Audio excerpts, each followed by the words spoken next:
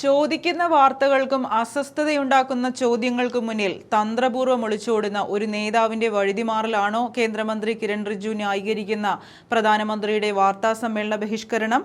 മുൻപ് ഗുജറാത്ത് മുഖ്യമന്ത്രിയായിരുന്ന കാലത്ത് മാധ്യമങ്ങളിൽ നിന്ന് നേരിടേണ്ടി വന്ന കടുത്ത വിമർശനങ്ങളും ചോദ്യം ചെയ്യലുകളുമാണ് നരേന്ദ്രമോദിയെ ഇന്നും ഒരു വാർത്താസമ്മേളനത്തെ പോലും അഭിമുഖീകരിക്കാൻ ധൈര്യമില്ലാത്ത നേതാവാക്കി മാറ്റിയതെന്ന ആരോപണം ഈ വിശദീകരണത്തോടെ വീണ്ടും ശക്തമാവുകയാണ്.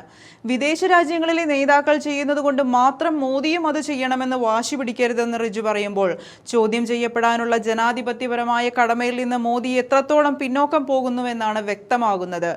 പരീക്ഷ എഴുതുന്ന കുട്ടികളോടും ISRO ശാസ്ത്രജ്ഞന്മാരോടും കായിക താരങ്ങളോടും മാത്രം സംസാരിക്കുന്ന മോദിയെ വാഴ്ത്തി പാടുമ്പോൾ അത് ചോദ്യങ്ങൾ വരാൻ സാധ്യതയില്ലാത്ത സുരക്ഷിതമായ നിയന്ത്രിത അന്തരീക്ഷത്തിൽ മാത്രം കളിക്കുന്ന ഒരു രാഷ്ട്രീയ നാടകമാണെന്ന് തിരിച്ചറിയാൻ വലിയ ബുദ്ധിമുട്ടൊന്നുമില്ല. എന്നാൽ ഭരണകൂടം എന്ത് ന്യായീകരണം നിരത്തിയാലും തെരുവിലെ യാഥാർത്ഥ്യം അതല്ലെന്ന് രാജ്യം കണ്ടതാണ്. മോദി സംസാരിച്ചു എന്ന് അവകാശപ്പെടുന്ന അതേ വിദ്യാർത്ഥികളാണ് നീറ്റ് നെറ്റ് അഴിമതികളിലും വിദ്യാഭ്യാസ രംഗത്തെ അനീതികൾക്കെതിരെയും ഡൽഹിയിലെ ജന്തർ മന്ദറിലും തെരുവുകളിലും ആഞ്ഞടിച്ചതും ഒടുവിൽ 12 വർഷങ്ങൾക്ക് ശേഷം വിദ്യാഭ്യാസ മന്ത്രി ധനേന്ദ്ര പ്രധാന്റെ രാജിയിലേക്ക് വരെ കാര്യങ്ങൾ എത്തിച്ചതും. ഭരണകൂടം നൽകിയ വാഗ്ദാനങ്ങൾ പാലിക്കാത്തതിനെ തുടർന്ന് CJP ഉൾപ്പെടെയുള്ള വിദ്യാർത്ഥി പ്രസ്ഥാനങ്ങൾ വരും ദിവസങ്ങളിൽ സെപ്റ്റംബർ 5 അധ്യാപക ദിനത്തിൽ വീണ്ടും അതിശക്തമായ തെരുവ് സമരങ്ങളിലേക്ക് ഇറങ്ങുമ്പോൾ BJPയുടെ ഉറക്കം കെടുകയാണ്. ഒരേ സമയം തെരുവിൽ ഉയരുന്ന ജനരോഷത്തെയും മറുഭാഗത്ത് മാധ്യമങ്ങളുടെ കൂർത്ത ചോദ്യങ്ങളെയും ഒരുപോലെ നേരിടാൻ സാധിക്കാത്ത BJP നേതൃത്വം വലിയൊരു രാഷ്ട്രീയ പ്രതിസന്ധിയിലാണ് ഇപ്പോൾ നിൽക്കുന്നത്.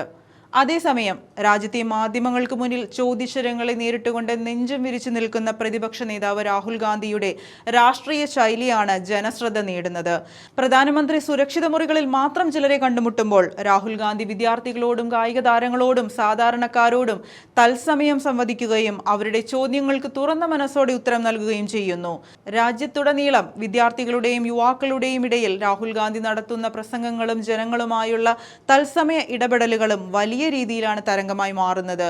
തുറന്ന ചോദ്യങ്ങളെ അഭിമുഖീകരിക്കാൻ ധൈര്യമുള്ള ഒരു പ്രതിപക്ഷ നേതാവ് ജനങ്ങൾക്കിടയിൽ നിറഞ്ഞു നിൽക്കുമ്പോൾ മാധ്യമങ്ങളെയും ചോദ്യങ്ങളെയും ഭയന്ന് ഒളിച്ചോടുന്ന പ്രധാനമന്ത്രിയുടെ ചിത്രം BJPക്കും കേന്ദ്ര മന്ത്രിസഭയ്ക്കും ഏൽക്കുന്നത് അതിശക്തമായ രാഷ്ട്രീയ പ്രഹരമാണ്.